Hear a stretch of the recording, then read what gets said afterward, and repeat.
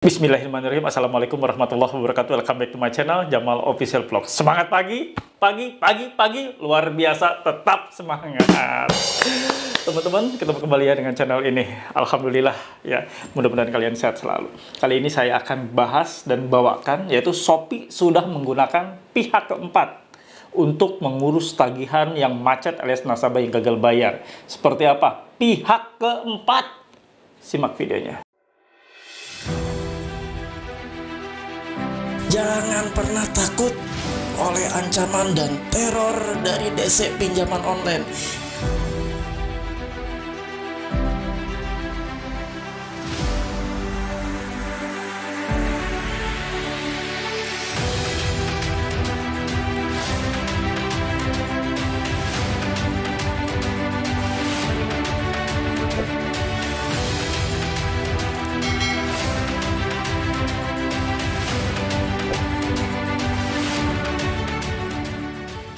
Alhamdulillah teman-teman, bertemu kembali dengan channel ini yang tetap ada membersamai kalian semua dalam situasi gagal bayar pinjaman online baik legal maupun ilegal. Kali ini saya akan bahas terkait masalah Shopee. Shopee menagih nasabah gagal bayar menggunakan pihak keempat. Siapa pihak keempat? Ya, ini yang perlu kalian ketahui ya. Mudah-mudahan video ini bermanfaat, mengedukasi kalian, membuka wawasan kalian. Namun sebelum kita beranjak ke video tersebut, mengulas dan mereviewnya, ada baiknya kawan-kawan semua, dimanapun berada, mohon dukungannya para penonton setia saya yang belum subscribe. Silahkan, gratis, tidak berbayar dengan cara di subscribe channel Jamal Official Vlog, lalu diaktifkan tombol merah loncengnya. Ditekan tombol merah loncengnya agar Anda mendapatkan notifikasi atau pemberitahuan ketika ada video-video terbaru yang saya upload 3 kali sehari. Yaitu ada siang, sore, dan malam hari. Silahkan 3 kali sehari cukup ya, seperti obat untuk menambah mental kalian, membooster mental kalian, sekaligus untuk mengobati kalian-kalian yang sudah down mentalnya. Mudah-mudahan video-video yang selalu saya dedikasikan khusus buat kalian semua ini benar-benar ampuh mengobati kalian semua. Silahkan simak videonya, check it out. Nih ya, ada curhatan dari nasabah yang akan dikunjungi oleh pihak keempat. Ngeri sedap. Dari salah seorang teman kita yang kebetulan ada di grup Paguyuban Membasmi Pinjol Nusantara. Oh ya, kalian yang mau gabung di grup Paguyuban Membasmi Pinjol Nusantara, ada grup FB, silakan untuk linknya ada di kolom deskripsi video ini atau di kolom komentar. Saya sematkan ya di kolom komentar video ini, kalian lihat. Ada linknya, ikuti step-step dan tahapnya. Insya Allah kalian bisa gabung ya kalau kalian sudah memenuhi semua persyaratan yang diajukan oleh admin. Halo admin, tolong loloskan. Ini benar si Oyen ada pihak keempat.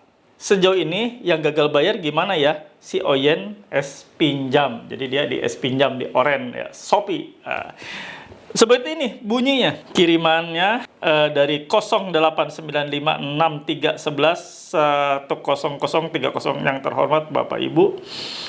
Penawaran diskon 40% dengan nomor kontrak 67 sekian, terakhir dialihkan pihak keempat, yaitu pihak lapangan. Pihak keempat, yaitu pihak lapangan.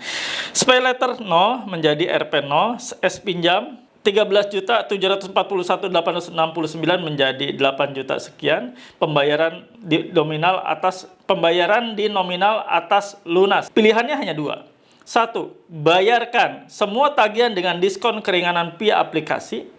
Data akan segera dialihkan ke lapangan minggu ini karena ada penyelesaian tagihan selama 270 karena tidak ada penyelesaian tagihan selama 274 hari. Anda bisa cari talangan dulu atau gadaikan barang. Terima kasih. Note, pembayaran diskon harus konfirmasi terlebih dahulu. Tidak bisa dengan tiba-tiba. Agar bisa dibantu, ajukan 0 di aplikasi dengan melampirkan bukti bayar ke WA ini atau admin WA sekian-sekian ya.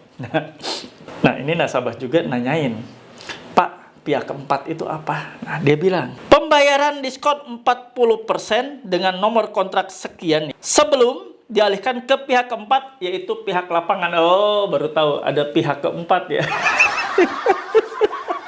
Penagihan pihak keempat itu DC lapangan. Ya, inilah bukti ngawur, bukti ya, penagih-penagih lapangan itu tidak memiliki skill, tidak memiliki dasar menagih, tidak memiliki pengetahuan. 0 ya. Dia hanya bisanya cuap-cuap. hanya bisa ngomong diskon lah 40%, diskon sekian. Kalau Anda bayar hari ini, Anda akan terhindar dari petugas lapangan alias pihak keempat. Petugas lapangan pihak keempat. Iya, dengerin ya. Pihak keempat. Saya baru dengar kalau pihak keempat itu lapangan, petugas DC lapangan atau Philcol. Baru dengar ya, baru dengar nih ada pihak keempat. Pihak ke satu kreditur atau bisa dibalik kreditur debitur, pihak ke satu, pihak kedua, terus pihak ketiga ya biasanya pihak yang dialihkan penagihannya untuk meneruskan tugas-tugas penagihan biasanya dikasih oleh kreditur ya. Dan ini ke pihak ketiga ya, yang menangani terkait masalah penagihan. Nah sekarang ada pihak keempat. Nah pihak keempat itu siapa ya pihak keempat ya? Gaib itu. Kawan-kawan, kalimat-kalimat seperti itu dilontarkan oleh pihak-pihak dari penagihan yang aneh-aneh ya, yang ngadi-ngadi ya. Kita sebut ngadi-ngadi aja ya. Baru dengar kan ada pihak keempat. Besok kalau misalnya Anda nggak bayar lagi, besoknya itu ada pihak kelima. Terus lusanya, bulan depannya itu ada pihak ke-6. Terus sampai pihak ke-8, ke-9, ke-10. Kurang belajar ini ya, DC-nya. Bukan kurang belajar sih. Memang mereka tuh nggak pernah belajar, nggak pernah dididik. Makanya, kenapa teman-teman? Kalau misalnya namanya penagihan itu wajib memiliki sertifikasi, itu salah satunya. Karena mereka dalam proses ujian sertifikasi itu belajar. Mereka biasanya ikut pelatihan bagaimana cara menjadi penagih yang memang sesuai dengan aturan dan perundangan yang berlaku. Menagih tentunya memiliki ilmu cara menagih. Ilmu cara menagih bukan ilmu cuap-cuap, bukan ilmu petatang petenteng, bukan ilmu jadi jagoan. Penagih itu punya juga SOP dan rules-nya seperti apa. Tidak seperti ini ya, memalukan. Pihak keempat. Nasabah sudah ngeri ya. Kalau mendengar biasanya Pak ada sampai pihak ketiga, ini pihak keempat, ngeri banget ya. Berarti udah statusnya udah melebihi dari pihak ketiga. Itulah yang saya bilang, begitulah cara pekerja mereka, cara mereka melakukan pekerjaan. Apapun akan mereka lakukan, yang penting kelihatannya heboh. Ada pihak keempat, yang penting kelihatannya menyeramkan dengan jabatan pihak keempat. Ngeri nggak? Ya ngeri lah. Nasabah yang baru gagal bayar ngeri banget gitu. Ya, terjawab ya teman kita bahwa hal ini adalah lelucon yang biasa disampaikan oleh para penagih atau DC-DC pinjaman online ini. Mungkin mereka lagi stres di pressure oleh pimpinannya, oleh atasannya, oleh bosnya, karena ini sudah menjelang di tengah bulan ya. Video ini saya buat tanggal 10 Juni. Berarti sudah mau mendekati tengah bulan, artinya mereka sudah siap untuk dievaluasi hasil kerja atau kinerja mereka. Bagaimana nih menagih terhadap nasabah-nasabah yang masih gagal bayar. Nah, mereka mungkin menciptakan inovasi, berkreasi dengan bilang bahwa kami nanti akan menyerahkan kepada pihak keempat, seolah-olah pihak keempat itu seorang yang atau pihak yang akan melakukan penagihan yang lebih tegas lagi. Nah, seperti itu ya. Jangan mau dibohongin, jangan mau dibodohi. Banyak-banyak nonton video-video motivasi seperti ini biar Anda tidak merasa sendiri ketika gagal bayar. Yang lebih fatal adalah ketika Anda gagal bayar, Anda tidak banyak membuka literasi, membuka wawasan, tidak ingin menerima edukasi-edukasi, hanya sendirian aja. Nungguin DC datang nggak ya? Atau DC kira-kira kapan ya datangnya ya? Makin lama, makin stres. Makanya, nasabah-nasabah yang gagal bayar, itu alangkah baiknya berkomunitas, berkumpul, saling sharing, biar otaknya nggak tegang. Kita akui bahwa tekanan-tekanan pressure-pressure yang dilakukan oleh para DC pinjol ini sungguh luar biasa.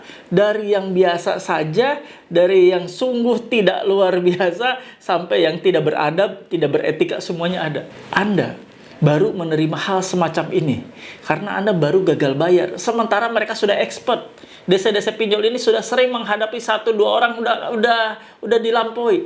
Nagih udah 100, mungkin 1000 orang sudah pernah dilakukan. Setiap hari ngocehin orang, setiap hari ngancam orang. Mereka sudah tinggi jam terbangnya. Sementara Anda yang baru gagal bayar, baru saja pemula. baru saja berhadapan dengan mereka. Walaupun Anda tidak membalas setiap bentuk chat yang mereka kirimkan, tidak membalas pesan-pesan WhatsApp yang mereka kirimkan, namun setidaknya mereka sudah banyak mengirimkan hal itu kepada banyak orang. Ada yang membalas, ada yang tidak membalas. Anda menerima hal semacam itu, stres kan, bertubi-tubi kan. Besok dikirim oleh Philcall atau oleh DC yang namanya ini. Besok lagi dikirimkan lagi oleh DC yang namanya ini lagi. Berbeda-beda nomor, berbeda-beda juga. Ketakutannya akhirnya tercipta di pikiran Anda itu. Ngeri juga ya.